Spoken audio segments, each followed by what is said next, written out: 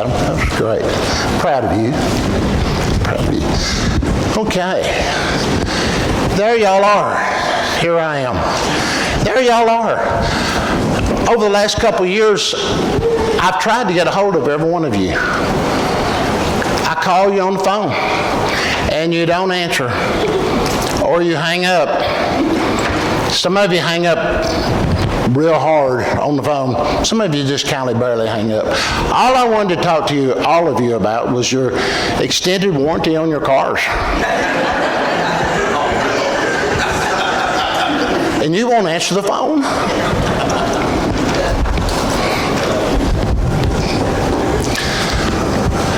2020, I was invited to speak. About a month before the speak, somebody, I think Ron Riley or Rick, called me and said, "We're not having homecoming." I said, "Okay." So I was invited back the next year, 2021.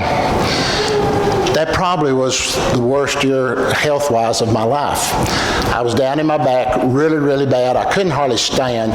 In the office at Hormel Housing Authority, I was holding on. Every time I moved, I was holding on to a desk or something. And finally, about a month, maybe about 2 weeks, maybe 1 week, I called and said, "I just can't do it." So anyway, they got somebody else. The next year is 2022, and I wasn't invited that year. And I said, "Well," and I found out that other people had already was in the lineup, and I said, "Well, that's okay." You know, I really thought I might have missed my opportunity. And I was so glad about 2 months ago or 3 when Rick called and asked me to do this again. I was really glad until about 2 or 3 days ago, and then I was just really not very glad. As the time gets closer, it's harder and harder to, when you don't speak very often, it's harder to get focused and realize that it's all coming together. I meant to look this up. I think this church congregation started about 1898. If that was the right year, that's 125 years this year. Now, I'm old. I'm not that old, but I can remember a whole lot of things. I think this building was built in 1927. Again, I'm not that old. But I have been around here a long time. I remember the first time I came to this Hormel Church of Christ.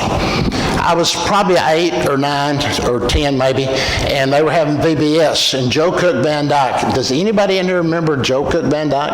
Okay, 2 or 3 of you do. Joe Cook Van Dyke was a minister here, and I lived about 3 miles out towards Centerville. He came and picked up a whole bunch of kids in his car to bring them to VBS. And I was so excited to come because I'd never been here before, but I was more excited about this one statement I said. I said, "Oh, that is the church that you can drink all the Cokes you want to drink." You know. And there in a couple of minutes, Brother Van Dyke said, "Now, son, that's not true. You can't drink all the Cokes you want to drink at VBS." I said, "Oh." He said, "We serve Kool-Aid." I said, "Okay." He said, "Now you can drink all that Kool-Aid you want to drink." You know, so I was tickled, but that was the first time I ever came to this church. I went to Slippery Church of Christ down in the country. We had baptisms here if it was too cold. A lot of times in the creeks, a lot of times in the river or whatever. And I remember sitting about right in here at one of the baptisms, and my mother was baptized right here. And I remember these strange things hanging from the ceilings, and I think they were where the lights were at right now, but they were chandelier. If you can imagine, there were chandeliers in all of this. Every one of those lights, there was a chandelier. And I'd never seen anything like it, but I remember I was impressed by that when I was about 8 or 10 years old. I was baptized here in 1964. Most of y'all weren't around. 1964. Again, at Slippery Church of Christ, Lehman Platt was preaching, and it was a 10-day meeting. I don't know what the 8-day meeting. It was this last Sunday night of the meeting, and on probably the 27th verse of Just As I Am, y'all know how those went on. I finally walked down the aisle and came forward, and I got baptized. Lehman Platt was a good friend of mine, and he had a lot of brothers that preached. One of them taught at Freed Hardeman for years and things like that. Y'all might remember him, but that was a special time. Just Adam knows kind of what I'm saying here. Everybody's got a story, right? This is my story. That's why I'm telling it. Y'all won't remember it, but I remember it. Just a few years after that, I talked my father into buying me a small little motorcycle, and it was a Honda 90, and because I wanted to get around. And pretty soon after that, I talked my father and my mother into saying, I want to come to this church. As a teenager, I was 14 probably, and I said, that's where all the kids were at, and I was tickled, so they let me drive up here on a motorcycle, cold days, hot days, or whatever like that. And right at the end of 1965, a friend of mine he said, come on, ride around with me. Him and his girlfriend were riding around. We were playing basketball on the old basketball courts. That's where the kindergarten is right now.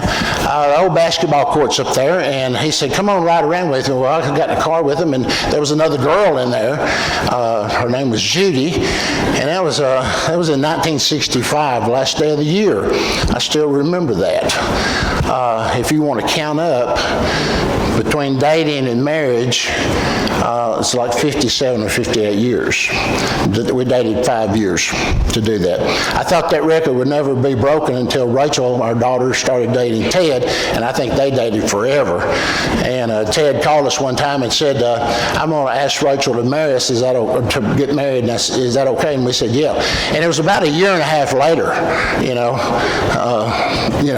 I said, I thought he'd done changed his mind. I didn't know what happened, but pretty soon after that, we were part of the youth group here. Me and Judy both were, and we had 30, 40, 50 young people that were always here. A lot of them, 3 or 4 of them turned out to be preachers. They turned out a lot of things. A lot of them are wives of preachers or wives of elders or just good people. They were all really good people. 1971, we were married right here. And that kind of started our journey together and things like that. And after college, we moved back, and we moved back to Hornwall. And pretty soon we had Jenny and we had Rachel, and we all became members of the church here in Hornwall. It was a great time. For about 35, 38 years, I was a Bible school teacher. I was a bus driver. I changed these light bulbs up here on this old wooden ladder. Y'all still got that wooden ladder, Jill? Do you know? Y'all, Scotty? Yeah, still got that wooden ladder that's like 30 feet high. I wouldn't do that now for nothing, but I climb those ladders and change those light bulbs. Taught Bible class, was deacon, was an elder, and just fond memories. Did a lot of VBSs, did a lot of different things here. I always, every time I come in, I always look, y'all gonna have to repaint one of these days. Around 20 years ago, Linda and Jimmy Griner was in charge of putting all the stuff on the walls for VBS, and they always had great things, charts and beautiful drawings, and they were both artists and just really great.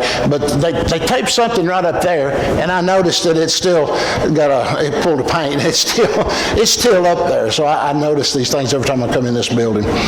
But we have fond memories of those times. Jenny and Rachel grew up here in a young people's class. I was able to teach them in their high school class, and just so many other people. Who did I see? Is anybody here that I taught high school? Did I say Nancy, Jill? Vicky. Now I'm going blank now and things like that.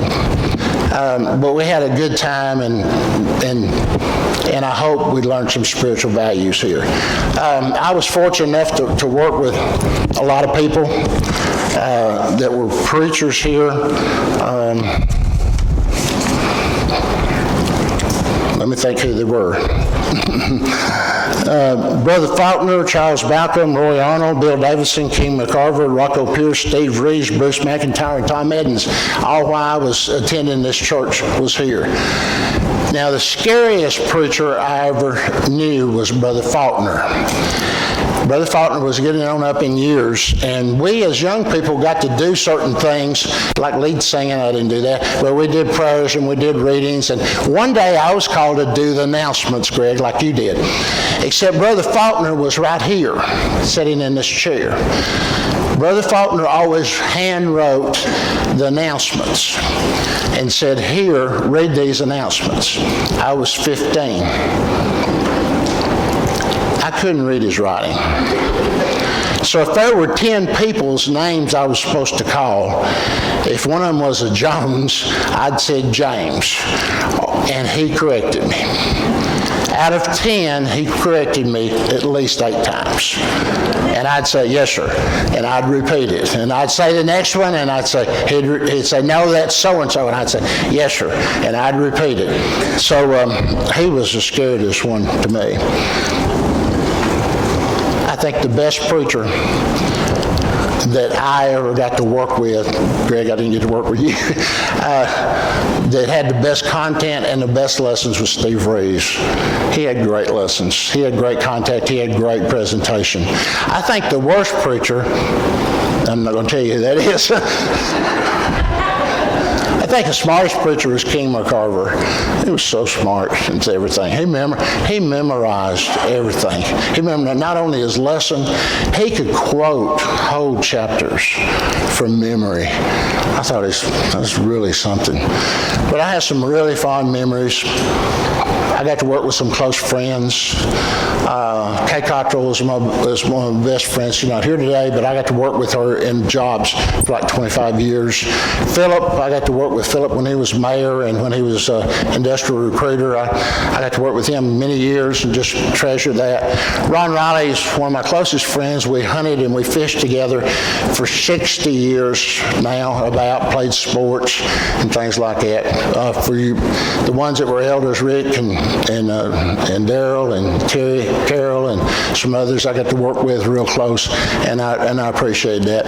I don't think Gypsy's here, but some of the best times I ever had was doing small groups on Wednesday night at Gypsy and Gary Swineman's, and they taught me so much, and we enjoyed the times together. All of those things added up. I've used about 15 minutes. I'm doing real good. All those times added up to mean that that's part of my spiritual story. And we all have a spiritual story. You know, back many, many years ago, back in the Old Testament, after Adam and Eve fell away, I think God always wanted us and wanted all of his people to go back home. He talked to Abraham and he said, I'm going to send you to a place where it will be your home. It'll be your physical home. And, you know, in VBS, we talked about the wandering Jews, Abraham, Isaac, and Jacob. They were wandering Jews. Abraham really wasn't a wanderer. He was on a mission for God. He was living out his story for God. He went where God told him to go. He wasn't wandering necessarily. Pretty soon later, the people fell into captivity in Egypt, kind of by accident, but all they could think about was going home. You know, when they went into captivity years ago, years after that, they went into Babylonian captivity and Assyrian captivity. All they really prayed for and wanted was to go back home. Home is something very special to all of us. So we have homecoming. And I'm looking around and I know most of you. I know your faces, but I see some faces I didn't seen before. I don't know you, but I hope I get to know you. But there's something special in it about coming home. This always has been and just about always will be my home. My church home. This is where I spent most of my life. This is where I got my religious upbringing. This is where I got whatever I got grounded in the faith here. And I'll never forget that. It means something to me to do that. Now, I've been going to different places in different times. About 10, 12 years ago, we found out we weren't seeing our grandkids very much. They'd moved to Columbia, so we started going to church at Murray Hills Church, and we really enjoy that. But about 1 year after we were there, our children's minister left, and Judy had been volunteering a whole lot in children's ministry. That's the K through 3, I think. And next thing you know, she said, well, they want me to just take this for a while until they hire somebody. I said, well, that's good. She said, and you're going to help me. So for the next 2 years, 2 services and sometimes 3 services, we were doing children's ministry. with K through 3 people. And we had a great time. But and we built a lot of good friendship with that, but Judy did a great job with that. But she was also all really glad when they did hire somebody else. Okay. Luke 15 is our lesson today.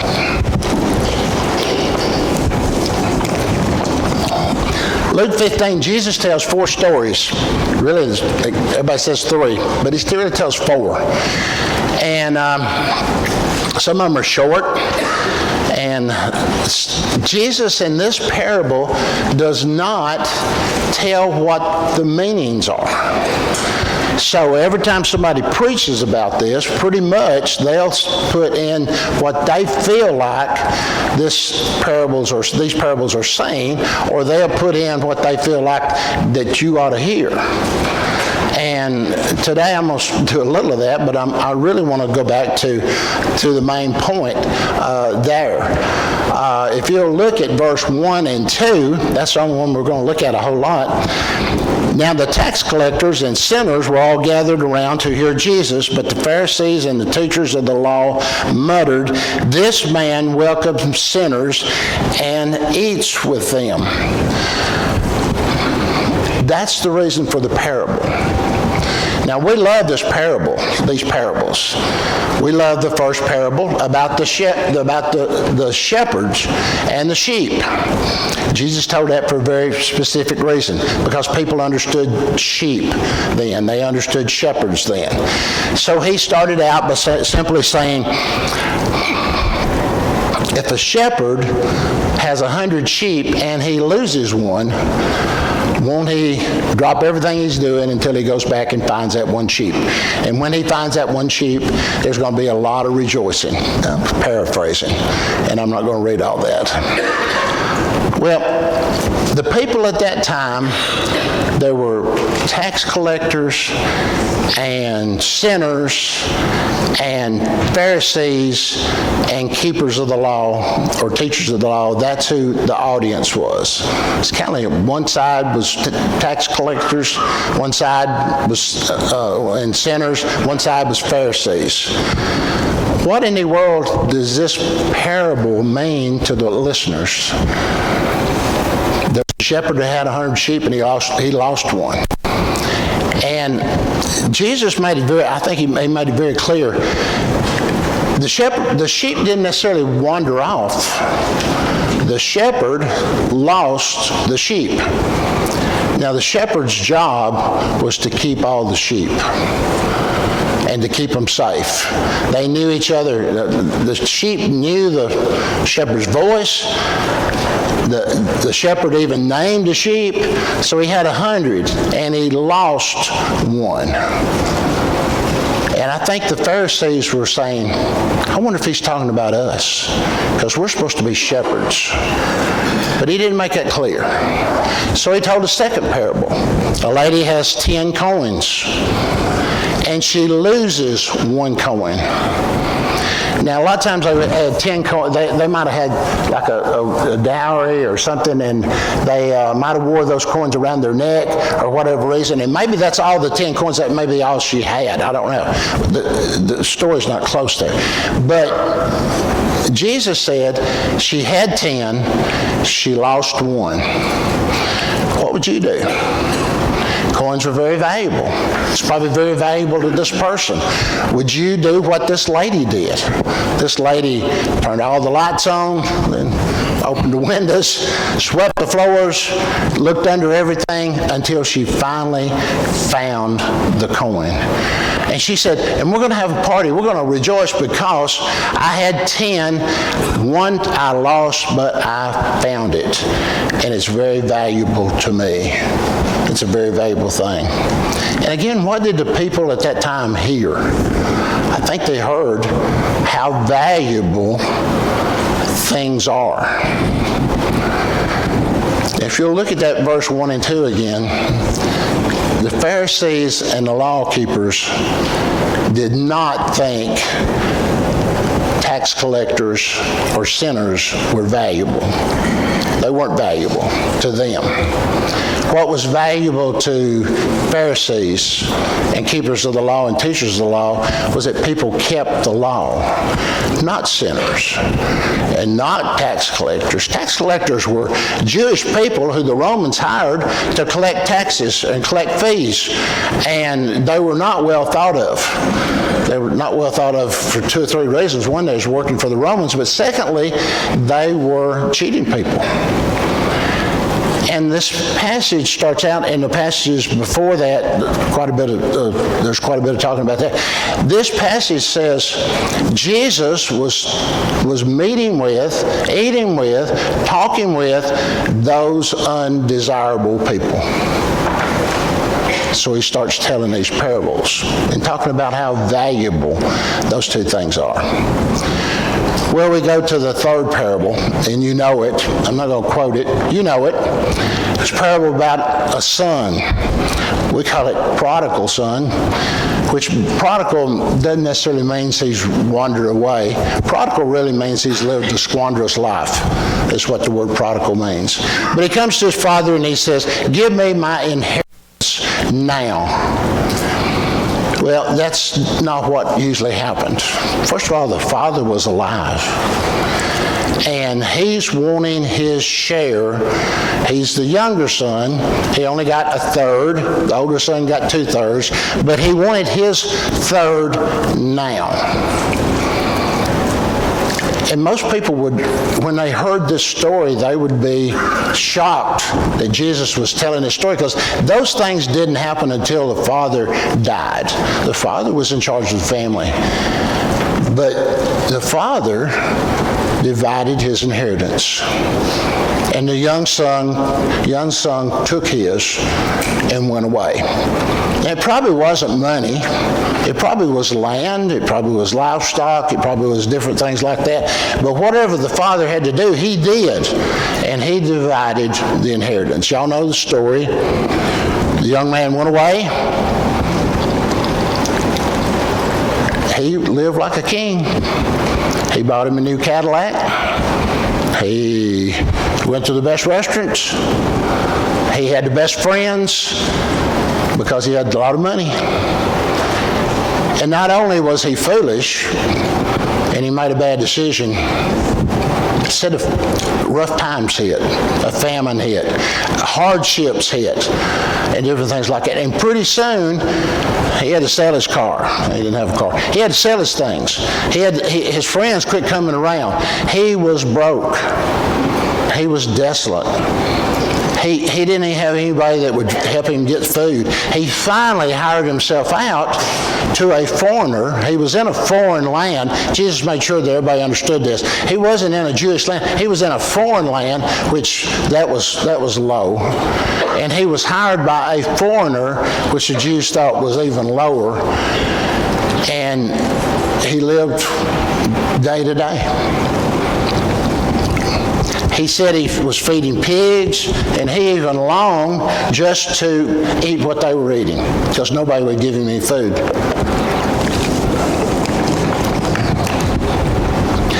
He got to the bottom of the barrel, and he said, "I need to go back home." He said, "Maybe my father, I don't deserve to be a son, but maybe he'll hire me as a servant, because they're living better than I am." Most people here think that's when he repented. I tend not to think that. I tend to think that was his scheme. He'd run out of everything else to do. I'm going to return back to the Father and see if he'll hire me. And boy, that's a good idea. So I'm sure on his way back to his father, that's what he was planning on talking about, and he was rehearsing his words, which sometimes I wish I had rehearsed this a little bit more. But, you think about what you want to say. And when he gets to the Father, well, let's back up. What do you think the Pharisees thought at this point? The Pharisees listening to Jesus' story, and The son spent all of his money and hit rock bottom and said, I'm going to go back to my father. What do you think the Pharisees thought? I can't wait to hear the rest of this story. I bet the father is really going to get him. He is going to set him straight. He's going to tell him, I told you so. I can just see the Pharisees smiling, can't you? When the son was far off, the father saw him. The son probably thought, yeah, I'm fixing to get it now. It's decision time. What's going to happen now? And so he started practicing again. And it said, Jesus said, the father ran to the son. Jewish fathers didn't run. Most time they were in robes or something. They'd have to tie the robe up. But it's undignified. The father was undignified to run, but he ran. I'm sure the son still thought, oh no, here he comes. But he started his spiel, and the father said, be quiet, be quiet. You're here, you're back. Go get a robe, go get a ring, go get some sandals. Give him something to wear. He probably looked pretty bad. He probably smelled pretty bad. He didn't have any shoes. Go get him all of these things that he needs because my son is back. And we're going to have a party. We're going to kill the fatted calf. Now, they didn't have fatted calves. That was a real reward. Maybe once in a lifetime, maybe once a year, they might have had a big banquet like that. That didn't happen. Kill the fatted calf. That didn't happen. And I'm sure the Pharisees thought, why is Jesus telling this story? That younger son doesn't deserve this kind of stuff. So I'm sure the Pharisees got really mad about all of this. Jesus tells those three parables to get to the fourth story. That's what this parable is really about. The fourth story. The older son was out in the field, and he got near the house, and he heard the celebrations, and he called for servants and said, what's going on? And they said, well, your brother's back, and we're having a party. And the older son said, what? The guy that spent all of his money, he's back. The guy that had terrible living, he's back. And the father's celebrating. We shouldn't be celebrating. We should make him pay the price, like the Pharisees wanted to do for the tax collectors and the sinners. Make them pay the price because they don't live by the rules. So the father found out the young son wouldn't come in, so he came out to the son, and he said, what is going on? And the older brother says, well, that son of yours is back, I hear, and you're throwing him a party. He didn't even say his brother. He said, that son of yours is back, and you're celebrating. I don't understand why. And growing up, I read that story and I said, that's not fair. Why does somebody who's lived a terrible life come back and get rewarded? I don't understand. That's not fair. Because that's what he was saying. It's not fair. Let me tell you three quick stories. Or whatever. When I was county mayor, we ran water lines out into the county. And we always had a grant to do those things, and it was a low to moderate income grant. I don't want to get into, but you had to be low to moderate income, or a percentage of the people, 50% of the people had to be low to moderate income, and you had to have 10 people per house, and the whole thing added up to, you couldn't have high income people or you wouldn't get the grant. Now, people in Lewis County are not high income anyway, but a few were. So we had laid out this big project. And pretty soon this lady called me and she said, you're putting in water lines close to my house. I want to be included. And I thought a little bit, and I said, well, ma'am, and I'm trying not to say her name, but because this is a true story. I said, well, ma'am, I said, you live 2 miles from where we plan on putting the water line, and you own all of the property on both sides of the road for 2 miles. And I said, if we added you to the project would be too much weighted towards a wealthier person. And so we can't run it those 2 miles to your house. And her comment was, I am so sick and tired of all the poor people getting stuff. You know, because she was wealthy. But she wanted her share. It wasn't fair to do that. I think the Pharisees are kind of like the story of this man went to heaven, and he got to Peter's gate, and Peter says, well, we're going to decide if you get to enter or not. And he said, you have to have 1,000. Now, this is not true. This is not a true story. This is not even good theology. But Peter said you have to have 1,000 points of good works to get in heaven. So the man thought, he said, just go ahead and repeat it and I'll give you some points. So the man started. He said, well, I've been Christian since I was 12 years old. I taught Bible classes. I did everything in the world. I drove the church bus. I helped the elderly people. I adopted people. I was taking care of widows and orphans. I did everything possible there. I've lived a good Christian life, had good Christian kids, and they're all in church, and I'm there every time the door's open. And he went on and on and on. He went on. And Peter said, well, let's see how many points you have for all that. He said, yep, I've added it up. You have 1 point. He said, 1 point? I need 1,000? So he thought some more, and he named off the next 50,000 things that he did, and he says, Peter said, you got 2. Got anything else? And he shook his head and said, no. Peter said, well, go right on through that door right there. And he had a long face until he got through that door. And there was Jesus. And there was the word, enter here by grace. So you can't get 1,000 points.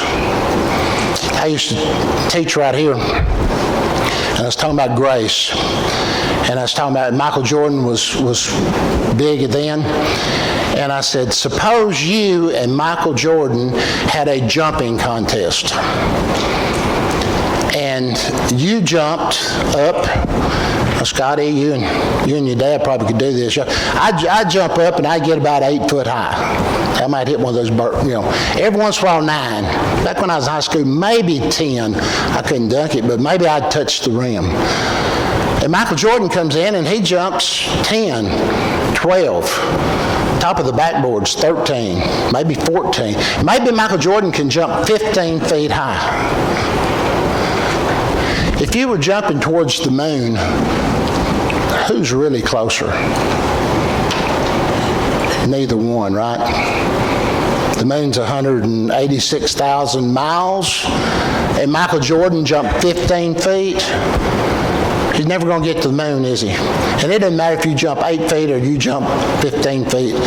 You're not going to get there. And that's what I think Jesus was saying to the Pharisees. You keep all the rules. Your elder brother, you kept all the rules, but you weren't close to the Father. You never knew the Father. You stayed home. The younger brother went away, but while you were home, you were not close to the Father. You know, home really is where the Father's at. When the young guy came back, that's why I think when the Father hugged him, I think that's when he repented. He made a turn, but when the Father hugged him and said, put a robe, put him some good clothes on there, get that ring that says you're part of the family, get it back on your fingers. Get him some shoes because he's been walking barefoot. And by the way, let's have a party to do that. coming home. That's what homecoming's kind of about. You know, some of you are home because you're home all the time, and you to be very thankful for that. But let us never forget that home is where God is. When I come back in this building, it's kind of home.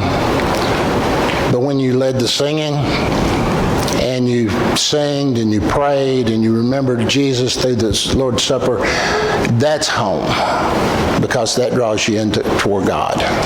It's always good to go home. Cherish your home. Cherish everything you do. We sing a song of invitation right here, okay? And it's at Murray Hills. There's a whole lot of things we don't do, and some things we do, and some we never know what we're going to do. So I never know exactly. But a song of invitation says, "Come home." It's homecoming. You know, I drove 40 miles to come home, and glad that I did, because I see so many of you that I cherish your friendship and cherish how you help me become more spiritual. If there's any way this church can help you, if any way that you'd like to say that it's time for me to come home, now's a good opportunity to do that as we stand and sing.